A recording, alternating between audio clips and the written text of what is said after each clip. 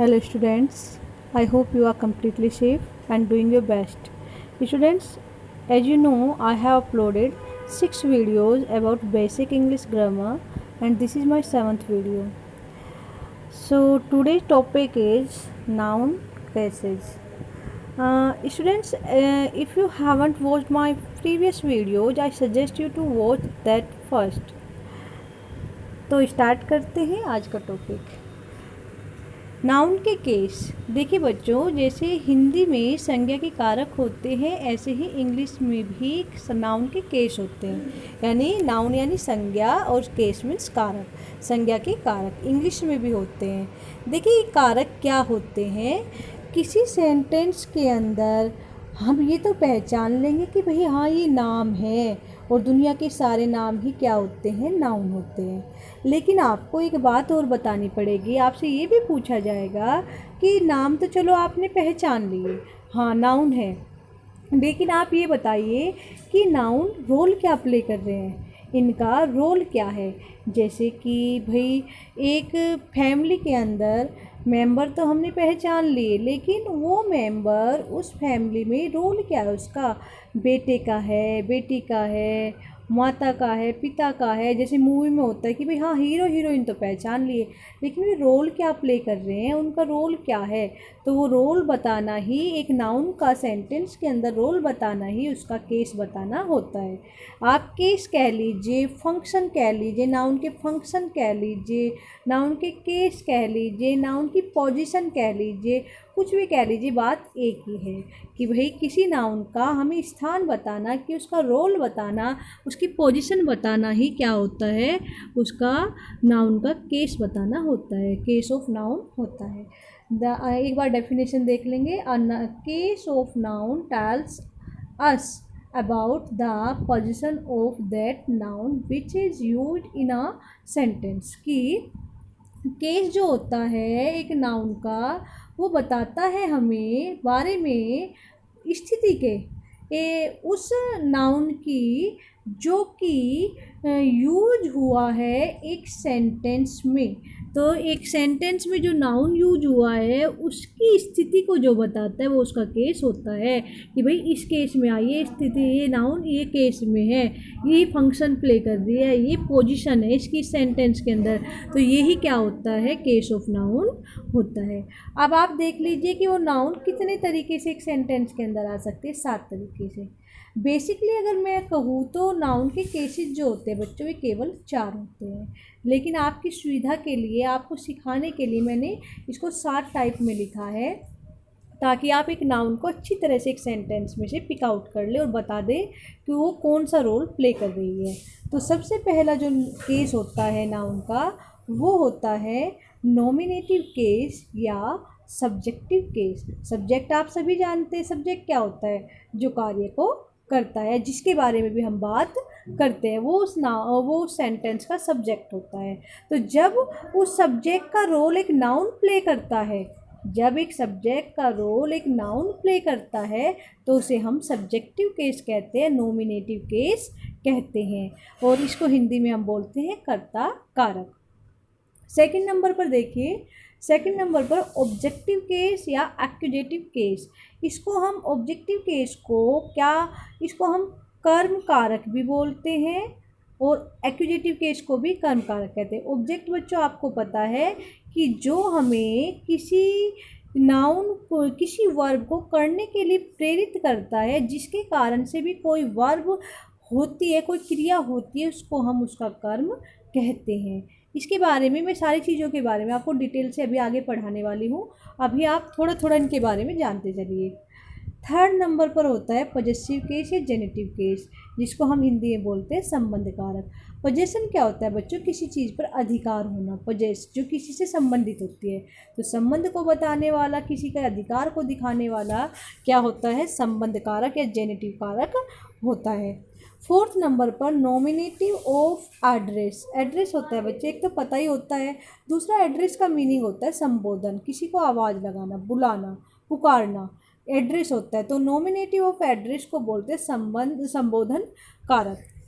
जो भाई किसी संबोधन का सब्जेक्ट होता है, वर्ब होता है, जिसके कारण जिसको हम आवाज़ लगाते हैं, वो होता है नॉमिनेटिव एब्सोल्यूट। जब एक संबोधन का काम, संबोधन के लिए जो वर्ड प्रयोग हो रहा है, किसी को आवाज़ लगा रहे हैं हम किसी नाउन के द्वारा, मान लिया भाई वह, तो क्या हुआ, एक प्रोनाउन हुआ। लेकिन मैं कहूँ अगर किसी को आवाज़ लगा, जैसे आप कहे ओए, तो क्या हुआ, वो ना तो नाउन है ना। तो लेकिन अगर हम उसे ओए ना कह के हम उसे कहे राम, ऐसे आवाज़ लगाए, तो वो जो नाउन के द्वारा जो हम किसी को आवाज़ लगा रहे हैं, नाम लेकर जो आवाज़ लगा रहे हैं, वो उसका नाउन का नॉमिनेटिव एड्रेस होता है। और उसको हम वोकेटिव केस भी कह सकते हैं, संबोधन कारक को। 5th नंबर पर कॉम्प्लीमेंट ऑफ अ वर्ब। देखिए कॉम्प्लीमेंट और एक वर्ड होता है कॉम्प्लीमेंट। कॉम्प्लीमेंट, कॉम्प्लीमेंट तो होता है जो हमारे बारे में अच्छी टिप्पणी करी जाती है, हमें कुछ अच्छा कहा जाता है, कोई हमारे बारे में सही बात कही जाती है। कॉम्प्लीमेंट जो होता है ये होता है पूरक। दोनों में डिफरेंस है, आई से ही दोनों के मीनिंग में अंतर आ जाता है, आई और ई से। कॉम्प्लीमेंट पूरक और कॉम्प्लीमेंट अच्छी टिप्पणी। तो कॉम्प्लीमेंट ऑफ अ वर्ब यानी कि क्रिया पूरक। वर्ब आपको पता है क्रिया होती है और क्रिया का कॉम्प्लीमेंट है तो क्रिया का पूरक है ना। उसके बाद चलते हैं case in opposition. Case in opposition, opposition होता है बच्चों, एक वर्ड होता है अपोजिशन, दोनों का प्रोनाउंसिएशन थोड़ा मिलता जुलता है। अपोजिशन और अपोजिशन में क्या अंतर है। अपोजिशन जो होता है बच्चों, ये तो होता है विपक्षी या विरोधी, और जो ये होता है अपोजिशन, केवल ए के अंतर से देखिए, ए और ओ के अंतर से जो अपोजिशन होता है, ये होता है जब समान दिशा में, मान लीजिए अपोजिशन का बता देती हूँ पहले मैं आपको, ये रास्ता इस तरफ जा रहा है, ये रास्ता भी इस तरफ जा रहा है, तो दोनों क्या है, अपोजिशन में है। ए वाला जो है अपोजिशन उसमें है। अब मैं कहने लगूँ ये रास्ता इस तरफ जा रहा है लेकिन ये रास्ता इस तरफ जा रहा है, ये दोनों क्या है, एक दूसरे के विपरीत है, ये क्या है, ओपोजिशन है इनका। तो अपोजिशन जो होता है बच्चों, समान अधिकरण कारक होता है, जो समान रूप से चलते हैं, समान मान लीजिए कि भाई एक नाउन है दूसरा भी नाउन है, दो नाउन रहते हैं, एक कोमा उनके बीच में आता है, ज़्यादा भी नाउन हो जाते हैं, कोमे आते हैं उनके बीच में, लेकिन वे सारे ही नाउन जाते हैं एक ही कर्म की तरफ, एक ही आदमी की तरफ जाते हैं, उसी के बारे में सब कुछ कहेंगे, वो ये भी उसके बारे में कहेगा, ये भी उसके बारे में, ये भी उसके बारे में। तो इसको हम बोलते हैं समान अधिकरण कारक। आगे आते हैं लास्ट पर, वो है नॉमिनेटिव एब्सोल्यूट। एब्सोल्यूट क्या होता है बच्चों, जो अपने आप में पूर्ण होता है, उसको आप किसी के साथ रख दीजिए तब भी वो पूर्ण है, अकेले को रख दीजिए तब भी उस पर इनके हटने से कोई इफ़ेक्ट नहीं पड़ता है। तो वो ऐसा नॉमिनेटिव ऐसा करता जो कि किसी के होने या न होने से इफ़ेक्टेड नहीं होता है, उसे हम बोलते हैं अनन्वित कर्ता कारक। इनके बारे में अभी आपको मैं बहुत अच्छे से पढ़ाने वाली हूँ। तो चलते हैं पहले वाले केस की तरफ, कारक की तरफ, है ना। कारक मतलब क्या, फंक्शन, पोजीशन ऑफ नाउन, है ना, इन अ सेंटेंस। तो पहला है नॉमिनेटिव केस या सब्जेक्टिव केस। देखिए बच्चों, नॉमिनेटिव केस या सब्जेक्टिव केस, जैसे मैंने अभी आपको ऊपर बताया है कि एक सेंटेंस के अंदर वर्ब का एक सब्जेक्ट होता है, एक ऑब्जेक्ट भी होता है। ज़रूरी नहीं कि हमेशा ही हो वो ऑब्जेक्ट, कभी कभी कॉम्प्लीमेंट को भी उसका काम करना पड़ता है जब ऑब्जेक्ट की कमी रहती है, लेकिन सब्जेक्ट जरूर होता है एक वर्ब का। जो सब्जेक्ट का काम, अगर उस सब्जेक्ट का काम नाउन करने लगे कि भैया मैं बन जाती हूँ उसकी सब्जेक्ट, अगर प्रोनाउन करने लगे नहीं मैं बन जाता हूँ इसका सब्जेक्ट, तो क्या होता है, जो भी उसका सब्जेक्ट बनता है वो उस नाउन या प्रोनाउन का क्या होता है, केस होता है, सब्जेक्टिव या नॉमिनेटिव, कि भाई वर्ब के सब्जेक्ट का काम कर रहे हैं, नॉमिनेट का काम कर रहे हैं। तो अब यहाँ पर क्योंकि हम नाउन के बारे में पढ़ रहे हैं तो मैं नाउन के बारे में ही बताऊंगी कि जब एक वर्ब के सब्जेक्ट का काम एक नाउन करता है तो हम उसे उसका सब्जेक्टिव या नॉमिनेटिव केस कहते हैं, किसका, नाउन का। अब देखिए यहाँ पर एक एग्जाम्पल देखिए आप, Ram gave him a pen. Ram ने दिया उसे एक पेन। पास्ट इंडेफिनिट इसको आप ऐसे भी कह सकते हैं, राम उसे एक पेन देता था। तो अब इस सेंटेंस में वर्ब क्या है, काम क्या हो रहा है, काम पहचानिए। काम कैसे पहचानते हैं हम, कि भाई हमारा जो शरीर है एक इंसान का, उसकी बॉडी का जो भी पार्ट जो कुछ भी करता है, चाहे वो इंटरनल हो या एक्सटर्नल हो, अंदर का पार्ट हो या बाहर का पार्ट हो, अगर वो कोई एक्टिविटी करता है तो वो सब क्या होता है, वो सब एक वर्ब होता है, वर्क होता है, काम होता है ना। मान लीजिए आप बैठे हैं, कुछ नहीं कर रहे, केवल देख रहे हैं कहीं, तो वो भी एक काम है क्योंकि आपकी आंखें एक्टिव है। अगर आप बैठे हुए हैं, लेटे हुए, आंखें बंद कर रखी है, लेकिन कुछ सुन रहे हैं, तो वो भी एक काम है क्योंकि आपके कान एक्टिव है। अगर आप किसी को स्लैप कर रहे हैं, चाटा मार रहे हैं, तो वो भी एक काम है। अगर आप बैठे बैठे हिल रहे हैं, तो वो भी एक काम है। खड़े हैं सिंपली, तो वो भी एक काम है क्योंकि आपके पैर एक्टिव है। तो हमारा शरीर जो कुछ भी करता है वो एक काम होता है। गेम दिया जा रहा है, कोई चीज़ दी जा रही है, तो वो कैसे दी जाती है, हाथों से दी जाती है, तो हाथ एक्टिव है देने में, तो ये एक काम है। तो वर्ब तो हुई देना, वर्ब का हमें पता चल गया कि भाई शरीर एक्टिव है, इसमें शरीर का पार्ट एक्टिव है, ये यानी कि एक क्या है, वर्ब है। जब कोई वर्ड ऐसा हो, ऐसी चीज़ को, ऐसी एक्शन को दिखा, किसी एक्शन को जब कोई वर्ड दिखाता है, हमारे शरीर के हिलने डुलने को कोई वर्ड दिखाता है, तो वो क्या होता है, वर्ब होता है। और जो नाम को दिखाता है वो क्या होता है, वो नाउन होता है। ये आपको पता है। वर्ब के बारे में मैं आगे पढ़ाऊंगी, अभी आप केवल नाउन पढ़ रहे हैं, नाउन का ही आपको ज्ञान है। तो वर्ब मैंने आपको फ़िलहाल इतना बता दिया कि वर्ब क्या होती है, जो हमारा शरीर काम करता है। अब देखिए, इस वर्ब से आप पर्सन पूछिए। 2 पर्सन इधर के लिए होते हैं, 3 पर्सन इधर के लिए होते हैं। कौन कौन से होते हैं देखिए। अगर आप कहेंगे कौन या किसने, ठीक है, जब आप वर्ब में ये वर्ड लगाकर प्रश्न करेंगे तो आपको जो भी उत्तर मिलेगा, जो भी उत्तर उस सेंटेंस से आपको प्राप्त हो रहा है, वो उसका सब्जेक्ट होगा। और अगर वो सब्जेक्ट कोई नाउन है तो वो नाउन का सब्जेक्टिव केस कहा जाएगा। अब कौन या किसने से आप प्रश्न कीजिए, गेव से। दिया या देता था, कौन देता था, कौन या किसने से प्रश्न करना है, कौन देता था, आंसर क्या मिला, राम। तो राम क्या है, सब्जेक्टिव केस है। लेकिन किसका सब्जेक्टिव केस है, ये नाम को अब हम देखेंगे कि भाई ये तो नाम है, नाम क्या होते हैं, नाउन होते हैं, तो नाउन का सब्जेक्टिव केस है।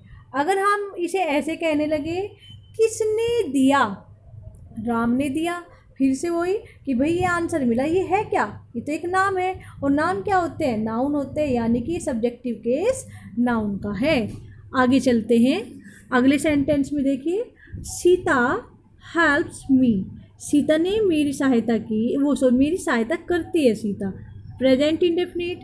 तो अब इसमें देखिए, हेल्प क्या है, सहायता करना। सहायता करने के लिए शरीर एक्टिव होगा, या बस बैठी है वो सहायता हो जाएगी, उसे कुछ करना पड़ेगा, कुछ या तो उसको आइडिया देने पड़ेंगे या उसके लिए कुछ करना पड़ेगा। हेल्प तभी तो होगी किसी की, या बस वैसे ही हो जाएगी। तो हेल्प से अब हम पर्सन करते कौन या किसने से, कौन या किसने, सहायता करती है, कौन करती है, आंसर मिला सीता, यानी कि ये सब्जेक्टिव केस है। किसका है, सीता क्या है, नाम है, किसी लड़की का नाम है, और नाम क्या होते हैं, नाउन होते हैं, यानी कि नाउन का सब्जेक्टिव केस है सीता। तो यहाँ पर जो सब्जेक्ट का काम कर रहा है वो एक नाउन कर रहा है, दोनों में ही। तो नाउन का सब्जेक्टिव केस है इसलिए यहाँ पर, क्योंकि ये सब्जेक्ट का रोल प्ले कर रहे हैं, किसके सब्जेक्ट का, वर्ब के सब्जेक्ट का।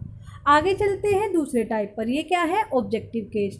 देखिए बच्चों, ऑब्जेक्टिव केस को आप एक्यूजेटिव केस भी कह सकते हैं, और ऑब्जेक्टिव का मीनिंग, ऑब्जेक्ट का मीनिंग होता है कर्म, कर्म कारक, ठीक है, या ऑब्जेक्टिव केस कर्म कारक।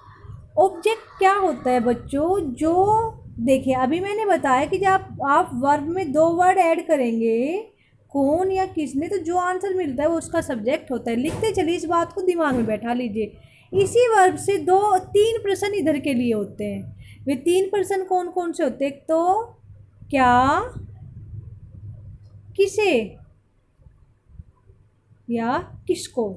यहाँ किसने था है ना, ध्यान रखेंगे, कंफ्यूज नहीं होना है, किसको, किसे या किसको, है ना। इन 3 वर्ड से जो आंसर आएगा चाहे वो एक आंसर आए चाहे बहुत सारे आंसर आए, वे सारे ही ऑब्जेक्ट होंगे। ऐसे ही इनसे जो आंसर आएंगे वे सब्जेक्ट होंगे। ज़रूरी नहीं कि एक सेंटेंस में एक ही सब्जेक्ट हो या एक ही ऑब्जेक्ट हो, ज़्यादा भी हो सकते हैं। और जब वो सब्जेक्ट या ऑब्जेक्ट का काम कोई नाउन करता है तो वो उसका सब्जेक्टिव केस या ऑब्जेक्टिव केस होता है। अब हम ऑब्जेक्ट का पता करेंगे 3 वर्ड से। जो आंसर हमें वर्ब में ये इस वर्ब में ये 3 वर्ड लगाने से जो उत्तर हमें मिलेगा वो उसका ऑब्जेक्ट होगा। कौन कौन से वर्ड? क्या, किसे या किसको। अब देखिए यहाँ पर वर्ब है दिया। क्या दिया? एक पेन दिया, तो ये इसका ऑब्जेक्ट है। ठीक है बच्चों। दूसरा, किसे दिया? मोहन को दिया, ये भी ऑब्जेक्ट है। किसको दिया? मोहन को दिया, ऑब्जेक्ट है। तो इस जो वर्ब के दो दो ऑब्जेक्ट है। क्या क्या ऑब्जेक्ट है? एक तो मोहन और एक पेन। अब हम ये देखते हैं कि जो दोनों ऑब्जेक्ट हमें मिले हैं, मोहन और पेन, ये है क्या? मोहन तो किसी लड़के का नाम है, यानी कि नाउन है, यानी कि ऑब्जेक्ट का काम तो एक नाउन कर रहा है, यानी कि नाउन का ऑब्जेक्टिव केस है। दूसरा वर्ड देखते हैं, ये क्या है? पेन। पेन भी एक सामान का नाम है, यानी कि ये भी नाउन है। तो यहाँ पर भी ऑब्जेक्ट का काम एक नाउन कर रहा है। दो ऑब्जेक्ट और दोनों ही नाउन है, तो दोनों ही क्या है? नाउन के ऑब्जेक्टिव केस है। नाउन एक ऑब्जेक्ट के रूप में आया है और इसी सेंटेंस में नाउन एक सब्जेक्ट के रूप में भी आया है। नाउन सब्जेक्ट के रूप में भी आया है। ज़रूरी नहीं कि एक सेंटेंस के अंदर एक नाउन एक ही केस में आए कि भाई सब्जेक्टिव में ही आए या ऑब्जेक्टिव में भी आए, बहुत सारे रोल में भी वो आ सकता है। तो जब कोई नाउन किसी वर्ब के सब्जेक्ट का काम करे तो वो उसका सब्जेक्टिव केस होता है। जब कोई नाउन किसी वर्ब के ऑब्जेक्ट का काम करे तो वो उसका ऑब्जेक्टिव केस होता है। देख लेते हैं आगे। अब बच्चों मैं आपको बता दूं, ये एक सजीव है और ये एक निर्जीव चीज़ है। तो इसके आधार पर, सजीव और निर्जीव के आधार पर, हमने नाउन के जो ऑब्जेक्ट है, जो वर्ब के ऑब्जेक्ट है, उनको 2 हिस्सों में बांटा है। एक तो डायरेक्ट ऑब्जेक्ट और एक इनडायरेक्ट ऑब्जेक्ट। एक तो आप पहले से ठीक कर लीजिए, ये विधेय नहीं कर्म होगा। ये गलती से मैंने विधेय लिख दिया, कर्म होता है। विधेय तो प्रेडिकेट होता है।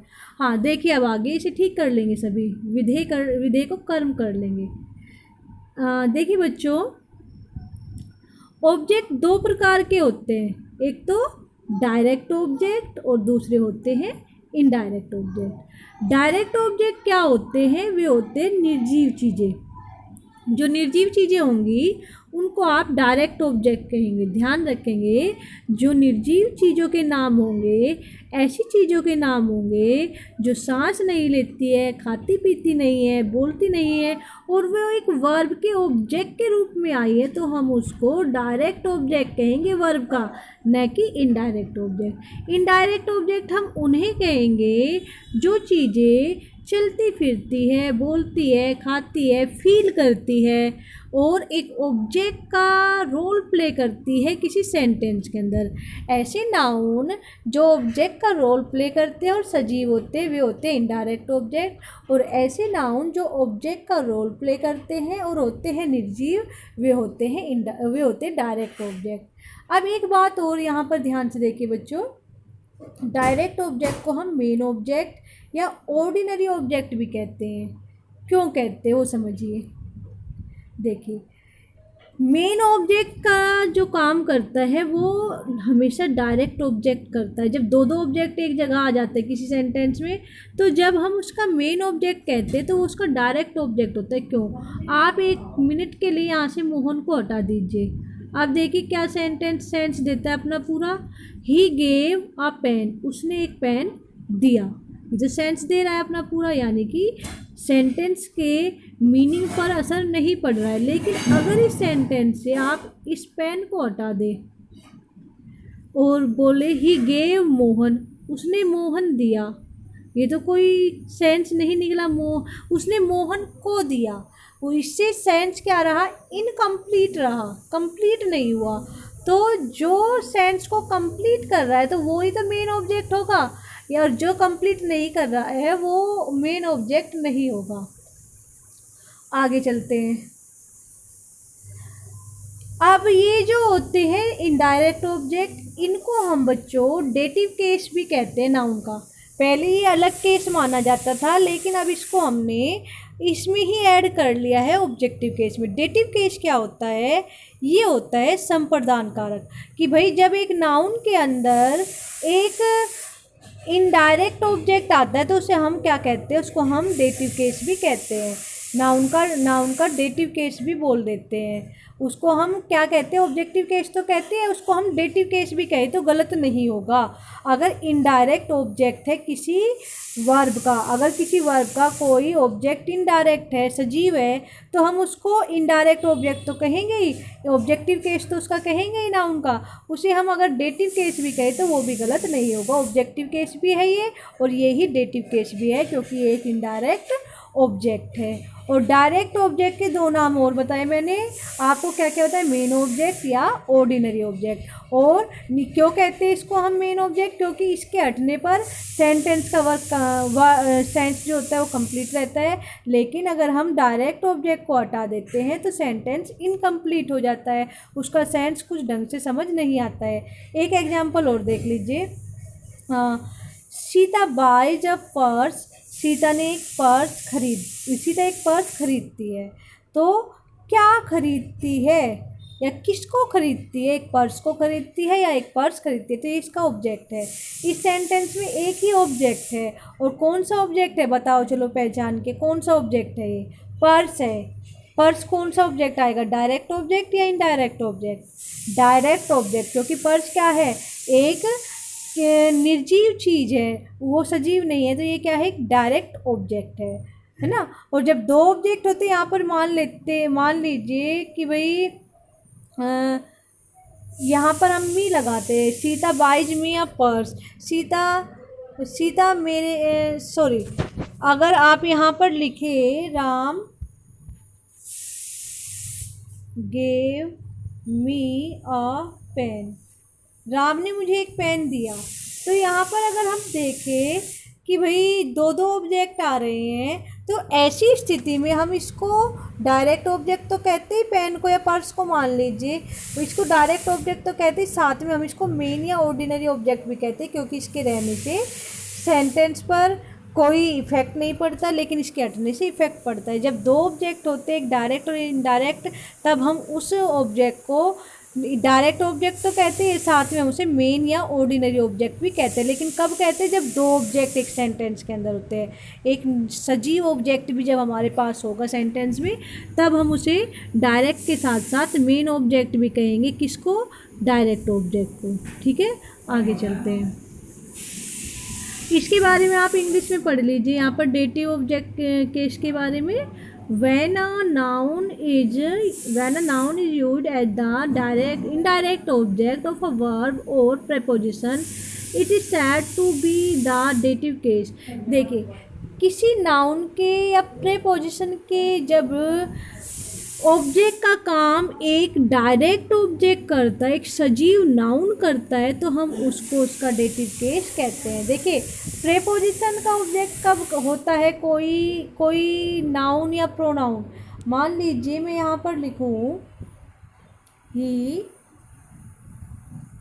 Goes to school. अब इसमें जो ये स्कूल है, ये ऑब्जेक्ट है किसका? प्रेपोजिशन का, क्योंकि प्रेपोजिशन को कंप्लीट कर रहा है ना। तो स्कूल को, कहाँ को? स्कूल को। गोज का ऑब्जेक्ट क्यों नहीं बना? क्योंकि इसका उत्तर ना क्या से मिल रहा है, ना किसको से मिल रहा है, ना किसे से। करके देखिए आप क्वेश्चन। गोज जाता है, क्या जाता है? किसको जाता है, किसे जाता है? किसी से भी इसका आंसर नहीं मिल रहा है। और इससे पहले क्योंकि एक प्रेपोजिशन आई है, तो ये प्रेपोजिशन का ही ऑब्जेक्ट कहा जाएगा। तो जब कोई नाउन और कोई ऐसा नाउन जो सजीव हो और किसी प्रेपोजिशन या वर्ब का ऑब्जेक्ट हो, तो हम उसको उसका डेटिव केस कहते हैं। लेकिन यहाँ पर जो ये स्कूल आया, ये डेटिव केस नहीं है, क्योंकि ये क्या? ये किसी सजीव का नाम नहीं है, ये किसी सजीव चीज़ का नाम नहीं है, ये निर्जीव चीज़ का है। तो इसको तो हम डायरेक्ट केस में, डायरेक्ट ऑब्जेक्ट में रखेंगे। लेकिन अगर हम कहने लगे he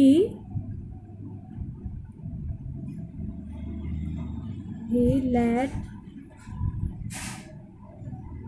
me go to Ram. अगर उसने मुझे जाने दिया या उसने मुझे परमिशन दे दी क्या करने की, लेट मी गो, मुझे जाने दिया टू राम, राम के पास। तो यहाँ पर जो ये राम है ये ऑब्जेक्ट के रूप में आया है, किसके, ये ऑब्जेक्ट के रूप में आया है एक प्रेपोजिशन के, और प्रेपोजिशन के ऑब्जेक्ट के रूप में आया है और सजीव है, तो ये इसका डेटिव केस है। और वहाँ पर तो आपको डेटिव केस पता ही चल गया है, ऊपर मैंने बता दिया है ना कि भाई जब दो दो ऑब्जेक्ट हो किसी वर्ब के, वर्ब का ऑब्जेक्ट अगर सजीव होगा, जैसे यहाँ पर ही देख लीजिए आप, ये दे रखा है यहाँ पर सजीव ऑब्जेक्ट दे रखा है, तो ये इसका डेटिव केस है, ठीक है। और ये क्या है, ये इसका मेन ऑब्जेक्ट है। इसको हम इसका इनडायरेक्ट ऑब्जेक्ट भी कह सकते हैं, इसको हम डेटिव केस भी कह सकते हैं, इसको हम डायरेक्ट ऑब्जेक्ट भी कह सकते हैं, इसको हम मेन ऑब्जेक्ट भी कह सकते हैं, इसको हम ऑर्डिनरी ऑब्जेक्ट भी कह सकते हैं। दूसरा एग्जांपल देखिए, Sita help that girl, Sita सहायता करती है उस लड़की की, तो ऑब्जेक्ट क्या है, उस लड़की, तो गर्ल क्या है, डायरेक्ट नहीं इनडायरेक्ट ऑब्जेक्ट है, और क्या है, डेटिव केस है, क्या डेटिव केस है, क्योंकि ये इसका क्या है, ऑब्जेक्ट है, वर्ब का ऑब्जेक्ट है। प्रेपोजिशन का ऑब्जेक्ट होगा तब भी, जैसे अगला देख लीजिए आप, she teach English to her students, she teach वो पढ़ाती है, इंग्लिश टू हर स्टूडेंट्स अपने विद्यार्थियों को, तो यहाँ पर भी देखिए, यहाँ पर स्टूडेंट्स क्या है, स्टूडेंट्स सजीव है, और क्या है, ये एक डेटिव केस है, और इंग्लिश क्या है, डायरेक्ट ऑब्जेक्ट है। जब आप इन्हें पढ़ेंगे, हिंदी निकालेंगे, देखिए हिंदी, वह पढ़ाती है इंग्लिश अपने विद्यार्थियों को, है ना, विद्यार्थियों को इंग्लिश पढ़ाती है, तो किसको पढ़ाती है, विद्यार्थियों को पढ़ाती है, तो ऑब्जेक्ट आया विद्यार्थियों, और क्या पढ़ाती है, इंग्लिश पढ़ाती है। डायरेक्ट ऑब्जेक्ट, ये इनडायरेक्ट ऑब्जेक्ट, ये मेन ऑब्जेक्ट भी है, ये ऑर्डिनरी ऑब्जेक्ट भी, और ये डेटिव केस भी है। अब अगर ये मेन क्यों है, इसको हटाइए, क्या मीनिंग निकला, ही टीच टू हर स्टूडेंट्स, वह अपने विद्यार्थियों को पढ़ाती है, लेकिन वह जिसका सेंस है कंप्लीट नहीं हुआ, क्या पढ़ाती है, कैसे पढ़ाती है, ये कंप्लीट नहीं हुआ। लेकिन अगर हम ये कहने लगे शी टीच इंग्लिश, वो इंग्लिश पढ़ाती है, अब देखिए ये कंप्लीट है, इंग्लिश पढ़ाती है, तो पढ़ाने का काम तो स्टूडेंट्स को ही किया जाता है, अपने आप ही कंप्लीट है। लेकिन जब हम इंग्लिश को हटा दें तब एक क्वेश्चन रह जाता है, भाई क्या पढ़ाती है, क्या सब्जेक्ट है उसका, तो जिसके हटने से इफ़ेक्ट पड़ता है वो मेन ऑब्जेक्ट होता है, जिसके हटने से इफ़ेक्ट इतना नहीं पड़ता वो उसका क्या होता है, इनडायरेक्ट ऑब्जेक्ट होता है। अच्छा आगे चलते हैं, पॉजेसिव केस। देखिए बच्चों, पॉजेसिव केस मैंने जैसे कि आपको ऊपर बताया है, पॉजेशन होता है, किसी का अधिकार होता है, मतलब उसका हक हो जाता है उस चीज़ पर, जब किसी के हक को दिखाता है, हक तभी तो होगा जब वो चीज़ हमारी होगी।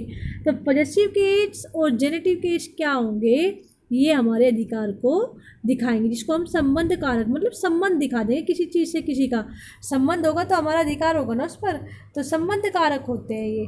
देखिए, when the form of a noun is used to show possession और रिलेशन।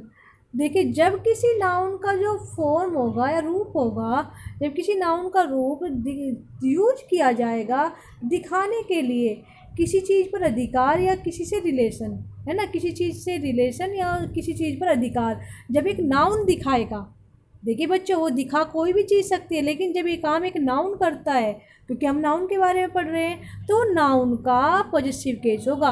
पॉजेसिव केस प्रोनाउन का भी होता है, जब कब होगा उसका, जब वो काम कोई प्रोनाउन करेगा, लेकिन अगर नाउन कर रहा है तो नाउन का है वो पॉजेसिव केस या जेनेटिव केस। एग्जाम्पल देखिए, इट इज़ राम्स पेन, यह है राम का पेन।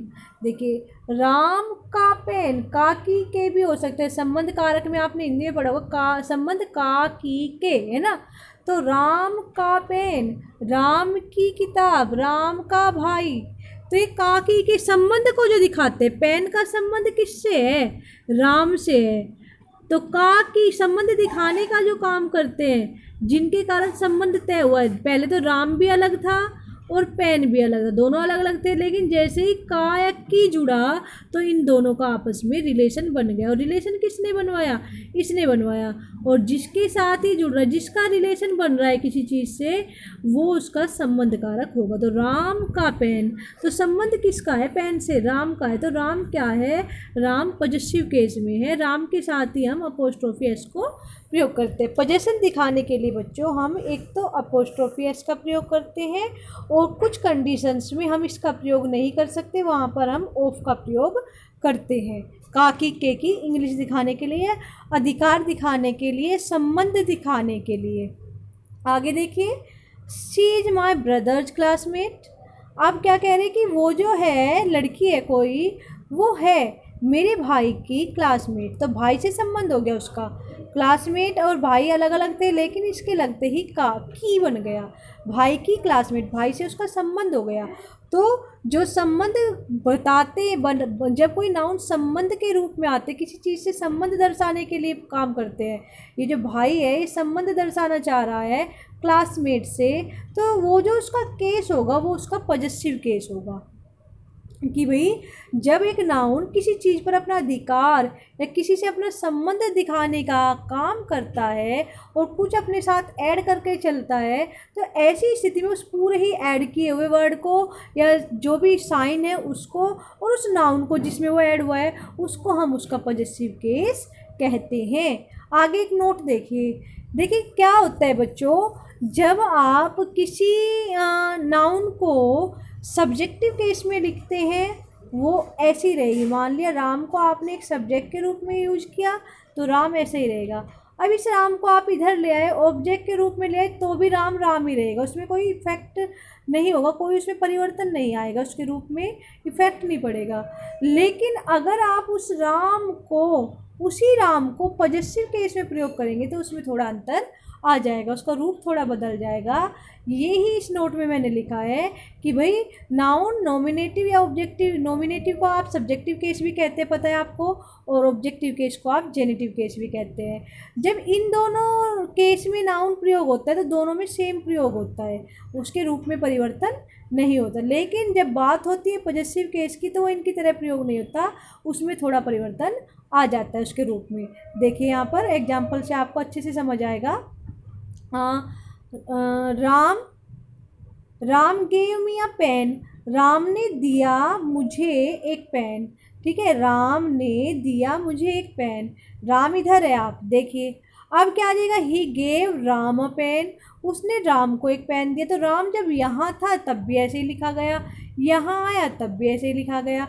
अब अगर कहे ही इट इज़ राम्स पेन, ये राम का पेन है, क्योंकि भाई राम को मिल गया, राम का ही तो हो गया।